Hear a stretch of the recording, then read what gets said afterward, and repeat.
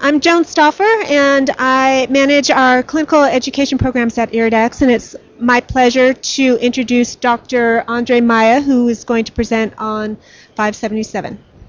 Thank you, Dr. Maia. Thank you. I'm really glad to be here with you again.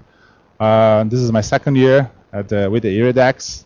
What I'm going to do is going to present some results that we are having to treat our patients with yellow micropulse laser, the 577, patients with central serous retinopathy.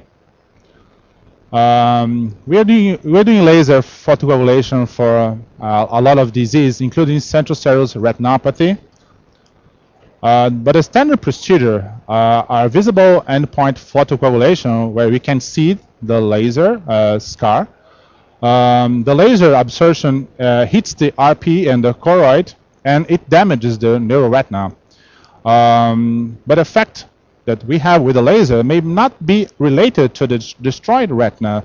It means that probably we don't need to destroy the retina to get a good result. This is a OCT done after a laser treatment.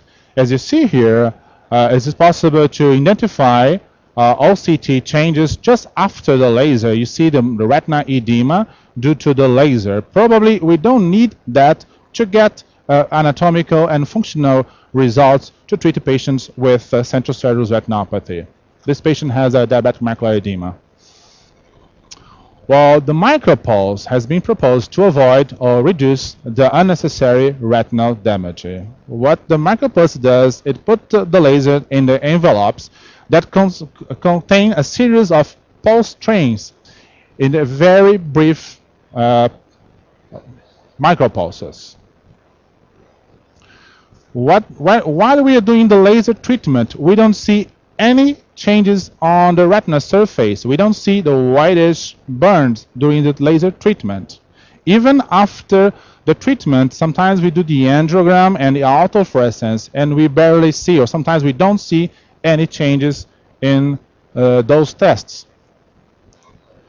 What happened to the micropulse increased just a little bit the retinal temperature up to 5 to 15 Celsius, and it damages very mildly the RPE. It means that the shorter is the laser, the less heat and the less damage we will have.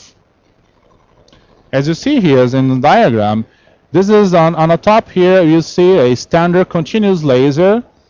The laser is delivered during the whole period of time. But when we're doing the micropulse laser, the laser is doing, in this case, 10%, and 10% of the time the laser is delivered. In 90% of the time the laser is off in packages. And so every time the laser is delivered, the temperature increases a little bit, and after the laser is off and the temperature decreases. So it doesn't increase too much, so it's a safer procedure. As you see here on the bottom part of it, if you have a continuous laser, you have a damage. We will have a damage of the whole retina.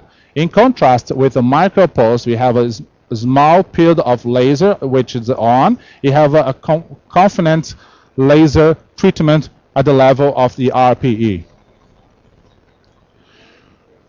If you're doing a micropulse laser, you probably have to do more laser burns to compensate the area of the treatment. It means that if you're doing a regular standard laser and you do 30 or 50 laser shots in a macula, with a micropulse, we will need to increase the number of laser spots. Currently, we have green, yellow, and infrared in micropulse available in the world. There have been a lot of reports in literature to using micropulse to treat macular edema as effective as a laser treatment for patients with diabetic macular edema. This is a laser I'm doing a laser for central serous retinopathy. This is a micropulse laser. You don't see any changes on the retina during the procedure.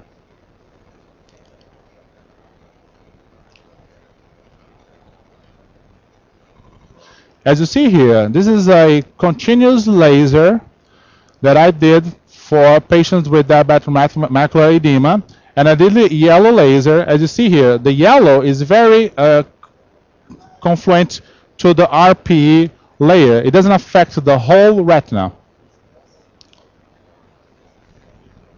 Well, central serous retinopathy is a very common disease that affects young men from 20 to 50 years old. As you see here, in the OCT, you have a serous retina detachment and RPE detachment sometimes with a leakage on the angiogram.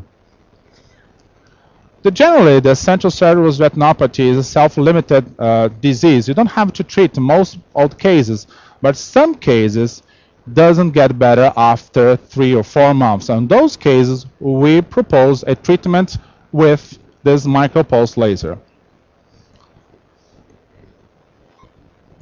Well, what I'm going to present a few series of cases that you're going to understand a little bit more about this kind of treatment. In this case, I'm going to present how the stable and the long terms we have with this micropulse laser. This is a 47-year-old male. He came with me with reduced visual acuity since February 2008, 1.5 years ago. He had an eye exam on the June 12, 2009 with 20/80 on the left eye. This is the fundus on the right eye. On the left eye, he had the RPE changes and the serous detachment of the macula. RPE changes in the autofluorescence, as you see here.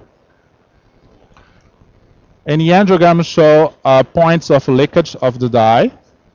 No polypoid on the ICG, consistent with the central serous retinopathy. This is the OCT with the detachment of the retina at the center of the fovea. So we did the diagnosis of central serous retinopathy, and at that time we didn't have the laser, yellow laser micropulse, so we tried to use bevacizumab because the leakage was right at the center of the fovea. And we tried the bevacizumab, and we saw the patient 30 days later. He came with the same visual acuity, no changes in the OCT. This is the post-treatment, pre-treatment, no changes in OCT. And so we decided to do the laser treatment with the yellow. We did 471 shots on the detached area, aiming the RPE. And 9 days later, he came with improvement in the visual acuity. You don't see changes in the autofluorescence and almost a complete resolution of the detachment of the retina. 7 days later, he came with no changes in the visual acuity, but there is a little bit more fluid. So we decided to retreat this patient now with 566 shots on the detached retina. And 15 days later, he came with the 20/25 vision acuity. Barely see the RPE changes, and the retina was completely attached, as you see here on this OCT. No changes on the autofluorescence and the angiogram, just the same alteration that the patient had previously. And I follow up this patient for 18 months, and there is no recurrence on the CSR and no changes on the autofluorescence on the angiogram after 18 months. In this case, I'll present how safe is the laser treatment. This is a 45-year-old male. He came with me with a reduced visual acuity for 6 months. He had a 20/80 on the right eye. This is the right eye, left eye. Subtle changes on the autofluorescence. Very little leakage on the angiogram. He had the serous detachment of the macula. So I did a micropulse laser. Now I did 719 shots on the retina on that area. 30 days later, he came with 20/20 vision. He had this for 6 months, and OCT presented a completely reduction of the detachment of the retina. So even with 700 shots, I couldn't see any changes on the tests after the treatment. This case is a patient with a 48 years old male. He came with me with reduced visual acuity on the right eye, 20/50, for a long period of time. RPE changes on the autofluorescence. On the angiogram, it's possible to see 2 points of leakage right close to the center of the fovea. A huge detachment of the macula, as you see here on this OCT.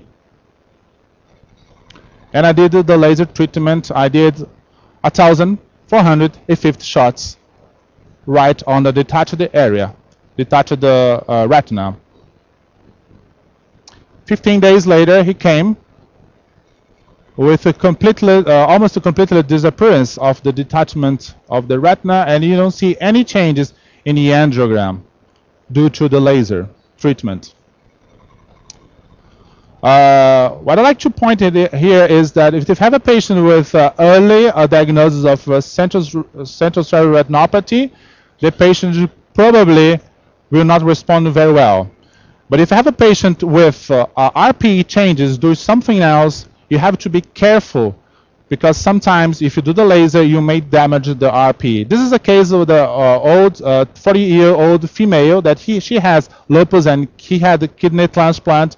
She had RPE changes in both eyes, and she had a central chorioretinopathy. RPE changes, as you see here, and autofluorescence. RPE changes in the whole macula and on both eyes. And she had this 3 points of leakage on the center of the macula on the left eye, as you see here. I did a microperimetry on this case before the treatment, and you could see here before the treatment the detachment of the macula affecting the center of the fovea. So I treat this patient with the same parameters that I did for the last patient. 700 shots, 260 milliwatts, micropulse on the macula. What happened is she got a little better in the visual acuity, but it was possible to see, you see, RPE changes due to the laser. Very mild RPE changes here due to the laser. There's less leakage of, it's very remarkable, but less leakage.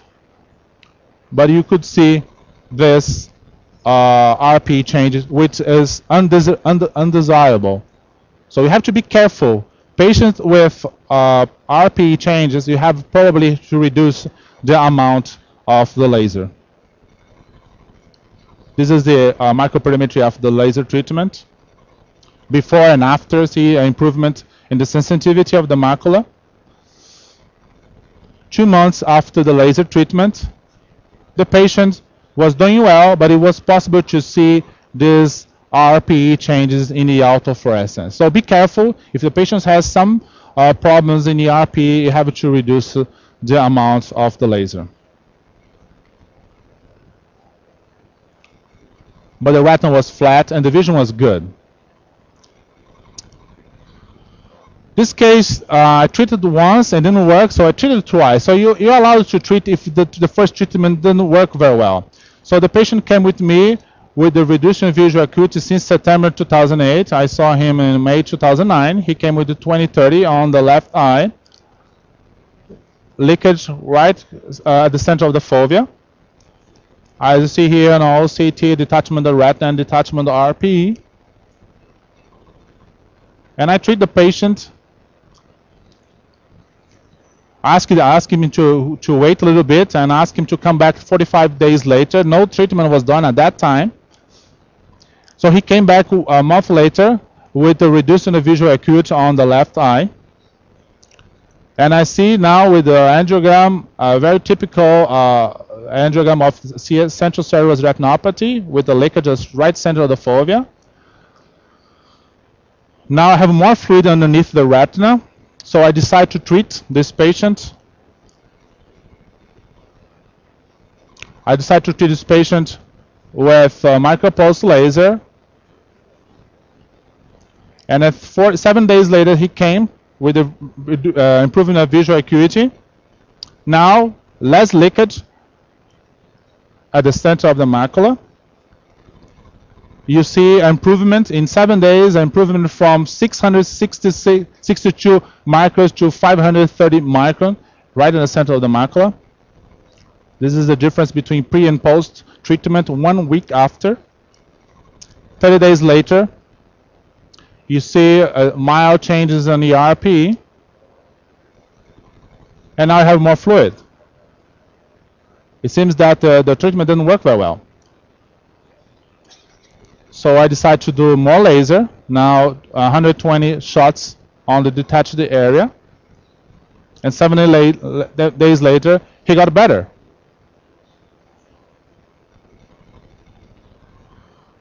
Barely seeing RPE changes in the autofluorescence, and after 1 month, 2 months, he got even better. Now it's almost completely flat in the center of the macula. Very mild RPE change 8 months later, and the patient is completely stable. You see the retina is completely on, and the patient is with the 20/20. In this case, it's interesting because if I treated once and it didn't work very well, I could retreat this patient, and I got a good result after the second treatment. And this I have a follow-up for 8 months. This is another case that I retreat twice. This patient came to me in July 2009. He had the retinal detachment due to CSR since August 2008. He came with a 20/50 on the right eye. RPE changes before treatment, as you see here in the tests.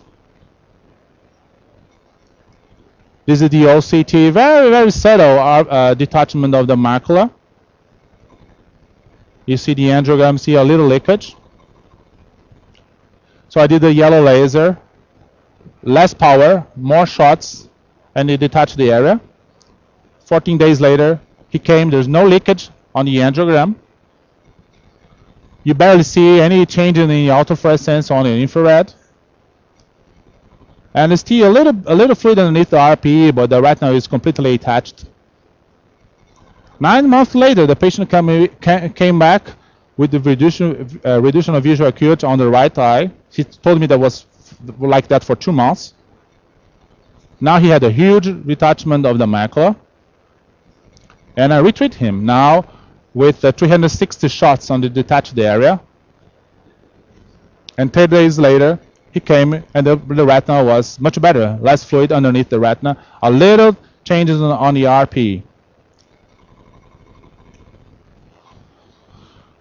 This case is very, very interesting. I treated it, and I got just after the treatment RPE changes, and I followed up this patient for several months, and I saw these RPE changes disappear completely. This is a 47-year-old white male that came with me in June 2009. He had a history of the reduction of acuity for 6 months. He had a 20/40 on the right eye, and you see a very small leakage right in the center of the macula, right here. A detachment of the fovea on the OCT, and a little 48 shots in the detached area with 120 milliwatts. Just a very mild treatment. And 20 days later, he came back. Didn't notice any change. Still fluid underneath the retina. So I decided to retreat him again with 184 shots, a little more than before. And 15 days later, he came back with improvement and detachment. But he didn't get better. So I retreated again with more laser burns and more power. And 21 days later, he came back with 20/50. And now, I could see some whitish, strange thing right in the center of the macula. And we think this is OCT show RPE edema, RPE changes right here due to the laser treatment. But 20 days later, he came back. There was a partial scotoma right there where the RPE was affected. And I followed up this patient, as you see here. These changes were disappearing. And the OCT was getting better. And 7 months later, 2020, I don't see anything on the OCT, just a mild changes on the OCT right there, but nothing on the angiogram. So in this case, we've learned that you cannot put a lot of laser. You may harm the RP, but even if you harm it, in the most part of the time, it's reversible. You can't go too much power, but if you do a little bit more than expected, most part of the time, they will disappear. This is a very interesting case. I was treating only patients with a chronic CSR. This is the first case I treated with acute CSR. So he came with me with 1 month of history of CSR, just 1 month, with a leakage right close to the center of the fovea, serous detachment of the macula, and I did a treatment just like I did for the other ones, 216 shots in the detached area. 30 days later, the patient refers improvement on visual acuity. I see mild changes on the RP and on the autofluorescence, and it's about the same in the detachment of the retina. So I retreat him again. He referred improvement, but it took 3 months to get it better. So I think maybe the treatment didn't do anything for the patient. Maybe what happened is the natural history of the disease. So I suggest just treat the patient if you have a history of more than 4 to 6 months of history. Don't treat acute cases. On the chronic cases, you need less laser. The only thing you have to do is to stimulate a little bit of RP, and that will be enough to have a detachment disappear. In this case, this is a 62-old male. He came with me with 2200 visual acuity on the right eye. You see RP changes all over the macula, in both eyes. A leakage close to the center of the macula on the right eye. Detachment on the OCT on the right eye. And a little bit on the left eye affected the center of the fovea. This is a microperimetry showing alterations on sensitivity before the treatment and on both eyes. A patient with a chronic CSR and bilateral. So I did the laser treatment on the right eye, 836 shots, 200 milliwatts. And 24 days later, he got improvement in visual acuity. You see almost disappeared the detachment of the retina on the right eye. In 3 weeks, I got improvement of detachment in a patient that had a history of 2 years of CSR with no improvement. Now what we're doing, we're studying those patients with microperimetry and multifocal ERG to check if it could also not just improve the visual acuity, but improve the macular sensitivity, and we could improve also the electrophysiology of the macula after this kind of treatment. This is a new study we just started. This is a patient that had 20/80 visual acuity before the treatment on the left eye. Detachment of the macula, a leakage point right here, detachment on the OCT, a lot of fluid underneath the macula. This is a microperimetry before treatment. This is on the right eye, normal. On the left eye, you see reduced sensitivity on where the detachment was. This is the multifocal ERG on the right eye, normal. On the left eye, you see reduction on sensitivity. And we did the laser treatment. Now a little bit more power and a lot of shots all over the retina, all over the detachment. And 24 days later, he came with 20/32 the visual acuity. You see, there is still a little fluid underneath the retina, but it was much better than before. This is an interesting case. He had a history for 12 months, and in 3 weeks after the treatment, he got an improvement on visual acuity. the conclusions are, I think that this laser, micropulse laser, yellow laser for CSR is a promising treatment for a lot of macular disease, but for chronic CSR, it's very interesting. It's possible to do a treatment on the patients, chronic patients, with no or very mild RPE changes, a very safe procedure. We can retreat those patients with no side effects. What we noticed is those patients, if they don't respond very well in 1 or 2 months, we could retreat those patients with no problems, no worry to destroy the RPE.